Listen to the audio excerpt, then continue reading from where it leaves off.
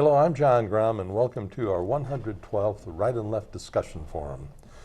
We hold our televised discussion panels twice monthly to demonstrate the value of civil, open-minded political discussion, keeping in mind that civil and open-minded does not mean that we all agree. If we did, it would not be productive. Today, our panel will discuss the complicated issue of who should pay for the radically rising cost of emergency treatment of opioid overdoses. Today, our panel, beginning on my left, is Patty Haskins, retired math teacher and member of the Wadsworth City Council. On her left is Jerry Ritzman, co-founder of Ritzman Pharmacies. On his left is Dr. Ronald Chamberlin, retired senior research chemist. And on his left is Bryan Laubaugh, president of R&B Financial Services. Patty, due to the rapidly rising cases of opioid overdoses and the cost of emergency treatment, some communities are considering such things as billing the patient for the treatments, 2 strikes and you're out, or not providing treatment at all. What are your thoughts? Well, first of all, I think we would all agree that there is an opioid crisis. There is an addiction crisis that is going on in this country. Particularly hard hit is the city of Wadsworth. And we see this in the reports and the number of overdoses and the deaths that have occurred within the community. We presently have a drug-free coalition that's working very diligently to try to address these problems. We also have to look at the fact that addiction is a disease, whether it is opioid, whether it is alcohol, or any other drug. And as such, should be treated as such. I mean, they have, if you look at the, there are studies that look at the brains of those that are addicted, and there is a portion of the brain that's affected by, that it affects your emotional status and whether you receive pleasure or not. And in the case of addicts, and there are those that are more prone to it, in their cases, the brain responds that the only way that the person can receive any kind of pleasure is by the taking of that drug. So it does become a disease which needs to be treated. And therein lies the problem with the treatment, the emergency treatments and so forth. When a patient is picked up because of an overdose, they are billed if they have, whether it be their own insurance, whether it be their Medicaid, whether it be whatever. Oh, they are? Yeah, for those kind of treatments, just as any person. If you, I mean, somebody gets Narcan, they get billed for the Narcan? If they can pay for it, yeah. And I assume if they can't pay for it, they would have to deal with Medicaid. There are those that would oppose that because they say, well, if it's coming out of Medicaid or whatever, that we're all paying for it, or that it's raising the cost of treatment for other drugs. My concern is if we accept that addiction is a disease, why would we single out this one as the one where we would put limitations? You would not say to a cancer patient, you've already been treated twice, so we're not going to treat you a 3rd time. We would not even consider that. If someone was treated for the flu more than twice a year, we wouldn't say, no, you are no longer being treated for the flu because you've already been treated twice. But you're not going to be treated free by the government. If you were on Medicaid, you would. And even before the Affordable Care Act, no one was turned away for any type of treatment, whether it became life-saving. So to single out addiction-related illnesses, I think is a little short-sighted, and I have concerns with the humanity that we're dealing with. I think what we need to concentrate more on is the treatment of this particular disease. I mentioned before in this program that I feel that we are woefully lacking in the number and the quality of treatment facilities for opioid addiction. You're right, just giving a patient Narcan and sending him home and say, deal with it yourself is not going to work. We need more detox centers. We need more follow-up inpatient care. Now, Wadsworth is bringing in an 18-patient rehab facility into the hospital, which I think will be extremely helpful in this. Now, of course, this all is coupled with education and programs that prevent this type of addiction from occurring in the first place. And of course we have to address that. But I really am not in favor of any type of legislation that would limit the coverage for those, because if we think that that's going to hurt the economy to pay for that, think of what it does to the economy when you have people that are addicted, that are not employed, that are not paying taxes, that present a problem for our economy, that present a problem for families. But you're saying, though, that when a local EMS service or a police officer goes out and administers Narcan, the local government doesn't pay for that? No, I think she's saying, John, that individual gets billed for that call, just as you would if you had a coronary attack and the EMS comes out. They're going to bill you or your insurance coverage. Okay. Now, whether you can pay or not, that remains to be determined. And that would be true for any call. It's any EMS or a squad call. You get billed for it. And I've actually heard that before, and the concern is people don't think that we should pay for it, that it's the addict's problem, that they should be dealing with it, and we shouldn't even try to help them because they feel it's something they're doing by choice. Why are so many small towns complaining that they can't pay for it anymore? It costs just too much. Well, I think because those that they bill don't have any resources, or they don't pay. Yeah. Okay. That I don't know that for a fact, but I believe that. What do you know for a fact, Jerry? Well, you know, do you have your hook with you? Because if I go too long and start to ramble and don't have something, it'll make up for many days of silence. Please tell me. To me, and I've used this term probably too many times, but it seems that the situation we're in is somewhat a result of the law of unintended consequences. And I'll go back to the 90s, or the 80s and 90s, when prior to the new philosophy of treating pain, narcotics or opioids were used very sparingly in hospital and outpatient settings. In the early 90s, that philosophy totally changed to that nobody should be in pain. We had the four vital signs, which is pulse, respiration, temperature, and I think, I don't know if it's blood pressure, which are four measurable vital signs. As a result of this pretty sketchy, evidence-based pain treatment philosophy, a fifth vital sign was added, and that was pain. Where did the pressure come from to add that fifth vital sign?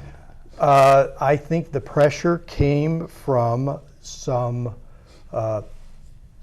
groups that were interested in treating pain, some medical groups, some medical practices. They were probably encouraged by some manufacturers. But let me take a little aside on that. The latest thing we have in vogue right now is state, county, and different governments suing the manufacturers of pain medications, OxyContin, hydrocodone, and that type of thing. And so they're suing the manufacturers because they promoted them as being non-addicting back in the 90s and through the mid or late 90s. Those companies, I believe, probably the literature that they had, their package inserts, the literature that they had, and their marketing practices, which when their representatives would call on physicians, I believe all of those were approved and monitored by the FDA. So they were using FDA-approved literature, information, and methods. And do you see the FDA cited in any of these suits? I have not seen the FDA cited in any of those suits. If a pharmaceutical representative goes into a physician and even hints at something being used that's not on the approved indications, they can get in trouble with the FDA. So I don't believe... The drug salesperson. the drug salesperson or company. There are different, when they were promoting Lipitor and some of those other things for things that weren't really evidence-based, proven, they would get warnings from the FDA to stop that marketing practice. You can't tell the physician that this particular drug is going to do this because we have not approved that indication. And so you have a representative going into a physician and saying, you can use OxyContin because it's sustained release, and because it's sustained release is not addicting.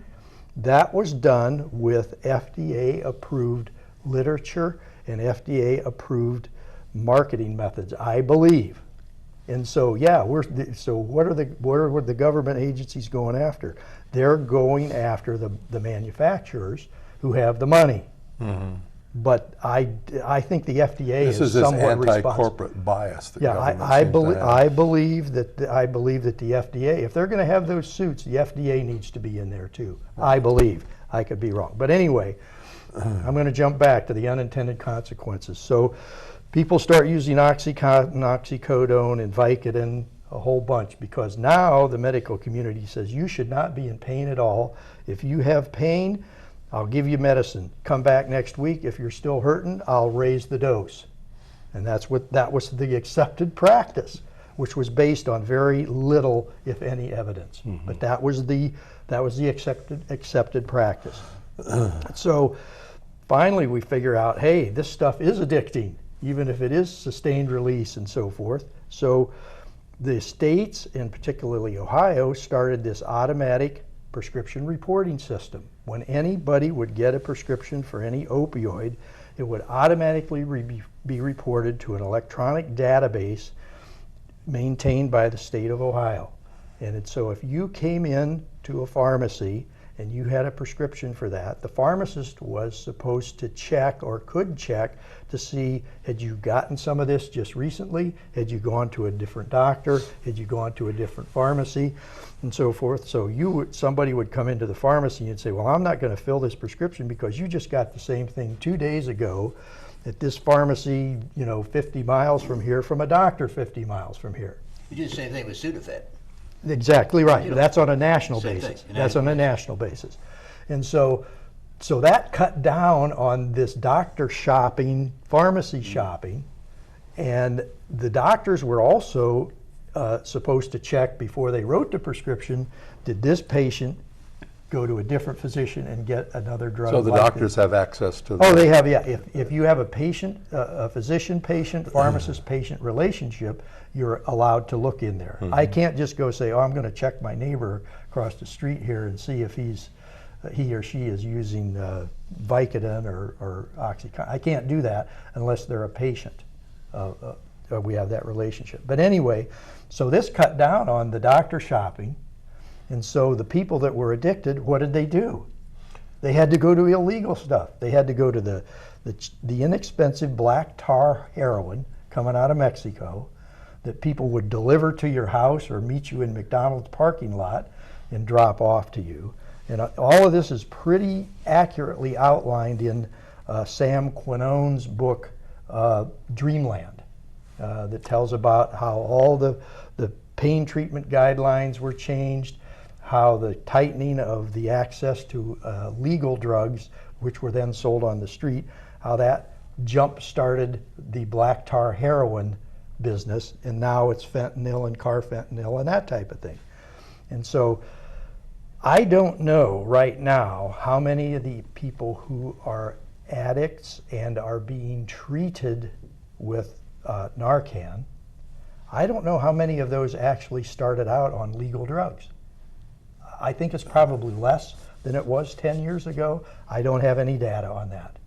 It's just a suspicion.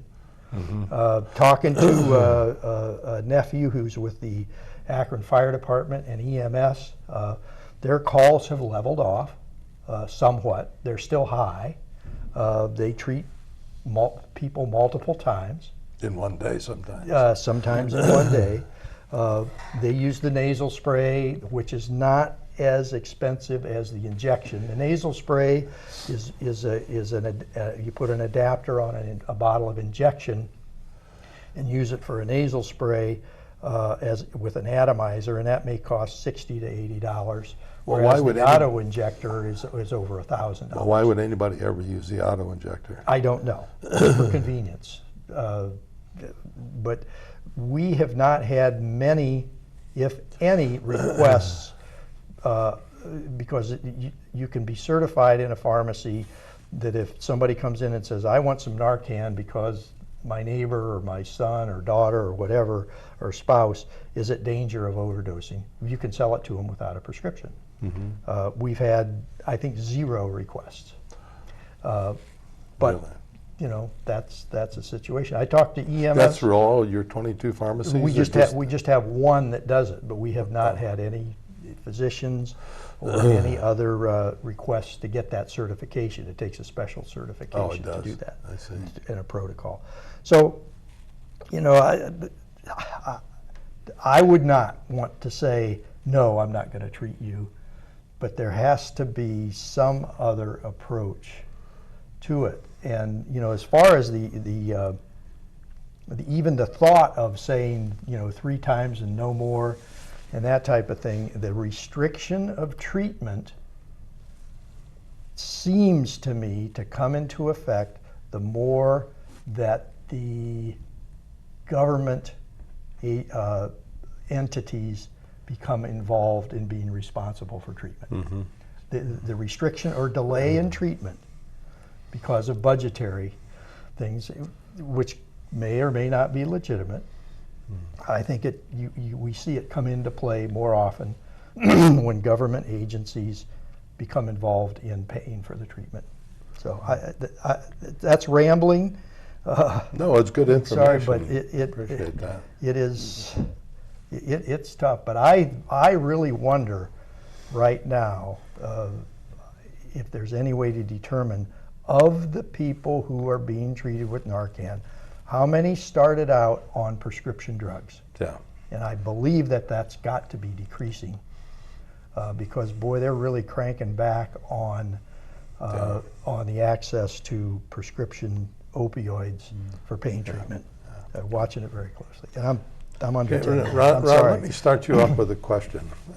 You and Lois have both recently had some heavy-duty surgeries. What has been your experience with getting pain medication? Well, both of us have been given Percocet. I turned out not to need it very much. I took one, I eventually used up my 30 or so tablets as sleep aids. Lois was given 80 pills. She told the doctor 2 days ago, and he was amazed. He said, well, it must have been the resident who wrote that prescription. 80 Percocet. She doesn't really need them. She's been taking one at night, again, as a sleep aid. You could sell them at the high school, couldn't Yeah, oh, yeah, my goodness, Lock yes. your doors I can make a tonight, bundle. Ron. So just a couple of points. Yeah. Addiction is very complex. I had occasion, and have occasion, to know a very good friend who was in an official position with the city of Akron treating alcoholism, and is himself a recovering alcoholic. You may even remember this. We had him come speak with our church group, and he pointed out that addiction is a complex situation. It's almost a circular thing. There's physiological reasons, sociological reasons. One point. It's often been said, and I think maybe with some accuracy, that in drug addiction in the poor or black communities is maybe possibly at least somewhat related to the lack of nuclear family structure. A little hard to imagine that in our rural, small town, family values Midwest. We got a lot of people, Wadsworth and otherwise, and coming from good families who are addicted. It's a complex situation. Secondly, limiting treatment. Well, if you limit treatment, you're saying in effect, although insurance companies limit treatments all the time, Right. You're saying in effect addiction is a crime. Addiction is a crime. Therefore, I'm going to carry out capital punishment here. I'm going to be judge, jury, and executioner by refusing treatment to this addict who is here suffering, however many times. At the same time, as Jerry, you sort of alluded to here, there's got to be some other ways to treat it. There's got to be some treatment facilities. We have to get more resources into that. may have, and it's probably going to have to be wider government, which is probably not going to likely to happen these days, in order to set this up to make funds available to our communities, both for the purchase of the situation of the drugs and not. I'm just going to inject here real quickly, Ron, Sure. about the treatments and so forth. You can lead a horse to water. Well, okay, exactly with the case of addiction. Exactly. Right. If the recovering alcoholic is only recovering because he or she has agreed to that course of care. I've known a number, and you have too. And John used to be a smoker. Patty, you still are. You have to want to quit. I smoked for 50 years and never for one day considered it a disease. Exactly. It was a bad habit I picked up in the Army. A bad habit you picked up in the Army. I personally feel, I'm not a psychologist, but I personally feel there's such a thing as an addictive personality or parts of your personality to that. I certainly have physiology. mine. I used to be addicted to crossword puzzles. Then almost every week, I could sit in a bathtub and do crossword puzzles. That's a bad anymore, but you know. Okay. So just a couple of points there. I think we have to treat this now. It's the Washington Post article that John shared with us talked about how some drug companies or pharmaceutical companies are providing these treatments at relatively low cost to communities, and I think that's good. Certainly, I don't want to be anti-business here and say, oh, the drug companies are the ones with the money, they should do it. They should have a civic responsibility. But I'm happy to see that some of them are taking that stance, and we need to promote that culturally. We need to promote that. Not through legislation, but through cultural pressures. So, Bryan, what's your take? Well, I agree with everybody. I think it's a complex issue. It's going to take a complex answer. We can't just continue to treat the symptom. And I think at times we are good at that. You go to the doctor, you have a cough, he treats the cough. He doesn't treat the underlying issue. So I think there needs to be a sort of pronged approach, you know, to identify these people, to mandate. I'm not familiar with the laws that when the police show up for the third time in 2 days to administer Narcan, what the legal ramification is, if there can be something that mandates that person to get the help that they need, because we can't just continue to provide Narcan, you know. In a conversation with an EMS person, that if a patient is treated with Narcan on a squad call and they don't want to go to the hospital, they don't seek further treatment, they cannot be cited. This is what this individual told me. Isn't that the Akron protocol? I or don't something know. like that? And then, but if they do go to Yeah. go to the hospital, then they can be cited for whatever Yeah. they get cited for. Yeah. Now in Akron, You mean the patient, can be cited? Yeah, the patient Yeah. can be cited. In Akron, what my nephew told me is that after they've made a Narcan call, a week later, somebody from the police department and or one of the other agencies, city agency, makes a call on this person to see if they want to seek further treatment. But usually within the week, they'll do a follow-up call. So correct me, I could be wrong here, but there are hospitals that just don't want to deal with the belligerent individual that the EMS bring in. Those people don't want to be there, they don't want the treatment, so they're just basically saying, if they decide not to come, don't bring them, because we don't want them choking our ERs up with these types of people. But I think that loophole needs to be closed, because we're not helping that person. You know, if they have got an addictive behavior, and I believe, I would agree with Ron that there are behaviors that are addictive, and these people take it once, and they're on a very quick slide into these particular issues that come up. But I'm not at all in favor of limiting treatment. I'm not at all in favor of somehow saying that there's 3 strikes and you gotta suffer. I think that there's enough resources out there that we can attack this issue, and maybe start closing off the floodgates and treating the people that have already been affected by it. But we can't just try to treat the symptom. You know, we just can't continue to hand out Narcan and say, okay, you know, sooner or later we're not going to be able to get to you soon enough, and you're going to die. And Which all may be a good thing to say. well, yeah, maybe there needs to be a component of that that's sort of like scared straight, you know? Yeah. So there has to be, we have enough resources in this country to attack this problem, and it needs to be multifaceted so that we can attack the issue, help the people that are already there. I'm not in favor of some of the European, you know, some of their procedures where they just provide a sort of a flop house for these people to go to. They provide the drug, you know, they provide the needles, they provide a place for them Pick to up the bodies in the morning. Right. I don't believe that's a solution. Yeah, it's Okay. Amsterdam. Right. It does that. One of the things that we discussed some time back, we talked about the opioid epidemic, and that the tremendous lack of the government getting involved with the power of advertising. Now, it worked in the past, you know, the egg in the frying pan and all that, and it really had And anti-tobacco. yes. Why in the world isn't the government being, I mean, oh, excuse me, folks. That would be a fine at Rotary, John. I want you to know Oh, that. never happened to me before. Someone's calling in. No, not on that note. No, my point is that I think there are very few things the government should really be involved in, but public health is one of them. And that if advertising can work, it certainly did on tobacco, why aren't we hitting the airwaves with tremendous advertising?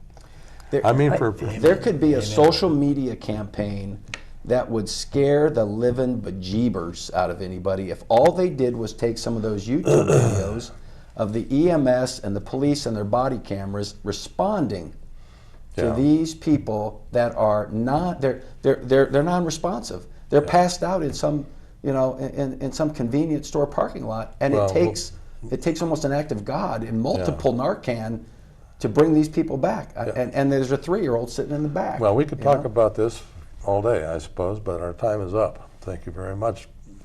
Jerry, your information was wonderful. Thank you.